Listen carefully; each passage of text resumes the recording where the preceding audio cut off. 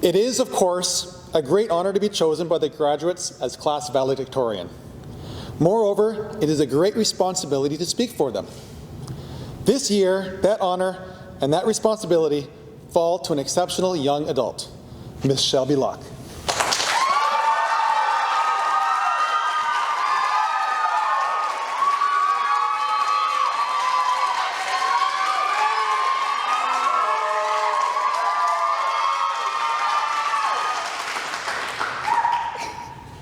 Good evening, and thank you for being here, ladies and gentlemen, students, teachers, staff, and the class of 2020. My name is Shelby Lock, and it is my great honor to be speaking up here today.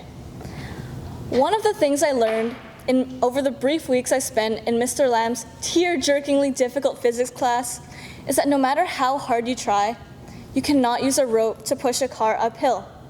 I scored a 32% on that first exam, attempting to solve the most challenging 10-part problem with addition, subtraction, and the quadratic formula.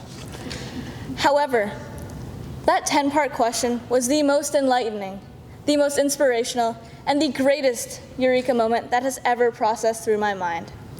I think Mr. Lamb was subconsciously trying to teach us that when life gets tough, or when you're not able to push, you've got to pull.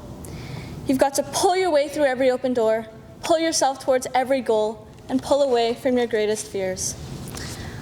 Much like a rope, we started off in grade 8 as pieces of material, all quite different, varied, and seemingly insignificant.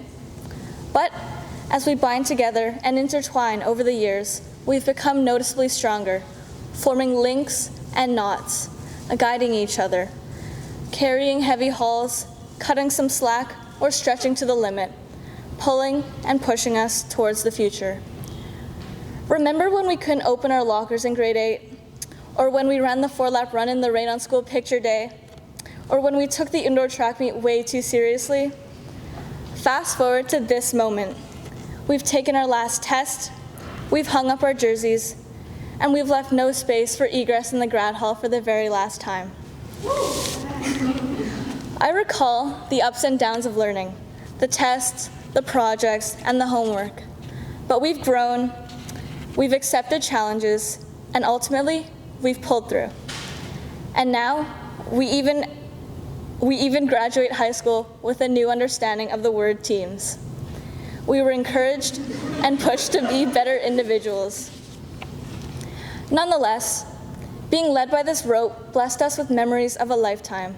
The stench of the gymnasium at Camp Stillwood after dancing the night away, recalling Miss Chan's spiel about joining Dragon Boat on the first day of foods class, being fooled into thinking there was a 4th floor swimming pool, and finally, by 10th grade, coming to the realization that Mr. Smith will always be taller than us. As we transitioned into 10th and 11th grade, climbing the high ropes instead of the low, we finally realized that copy, paste, and change the words a bit from SparkNotes will not solve all our problems, nor will cross-multiplying. Winston Churchill once said, "Continuous effort, not strength or intelligence, is the key to unlocking our potential." I wish we could have the graduation we had all imagined in grade 8. The feeling of walking across the stage with pride, the most happy tears, and the most delicious slice of cake to top off the pile of our accomplishments. But maybe we've gained something more important than any of that.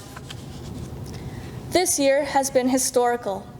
It wasn't so much the Australian bushfires, climate action, Hong Kong protest, COVID-19 pandemic, the cancellation of the Olympics, the Black Lives Matter movement, or Justin Trudeau's 20-second pause that put 2020 into the history books.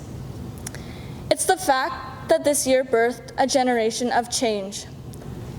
Although we are entering a very different world than the one we expected, it is one that needs us.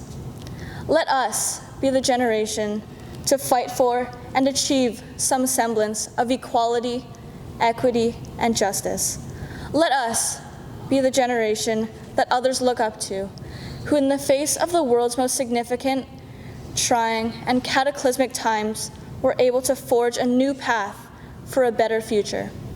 Let us be the generation who built a foundation for positive change, one that others who come long after us will vicariously live by. Let us be the generation that propels humanity into the future. We have been nothing but resilient. We've shown it, and we've proven it. We are finally making lemonade out of the lemons life has given us. Grads of Eric Hamber, we don't have to look far for inspiration.